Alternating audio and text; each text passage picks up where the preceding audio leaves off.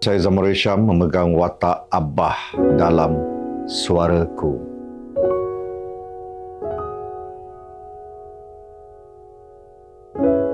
Masa kita briefing untuk brief karakter masing-masing, saya agak terkejut bila Bani Chua, director untuk iklan raya ni, dia beritahu saya di mana Ilya merupakan seorang yang istimewa, sememangnya bisu dan pekak, dan ini kali pertama dia berlakon. So saya pun cakap okey. Masa tu tak perasan lagi. Tapi bila on set, ketika syuting, saya beritahu Bani, saya kata, Bani, kan, she's good. Dia sangat memberi, okey. Cara dia menyampaikan dialog walaupun dengan bahasa isyarat, dia sangat memberi saya rasa.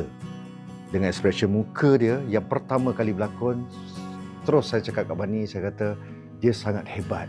Okey. So dari situ saya faham mungkin kekurangan atau ujian Allah bagi dalam kehidupan dia, tapi sebenarnya itu bukan satu kekurangan, bukan satu ujian, sebenarnya itu satu keistimewaan buat dia.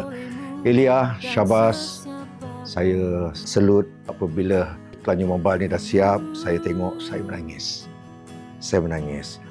Atas sokongan daripada pelakon-pelakon lain juga yang menjayakan iklan ini. Kan? Tapi bila part dia, saya sebab sebab saya teringatkan kata-kata Bani. Ini pertama kali dia berlakon dan dia sememangnya bisu dan pekak. Ilya, congrats. Dan kepada Mojo Film, semua tim and crew, semua barisan pelakon, producer Lin dan juga our director Bani Chua. Congrats.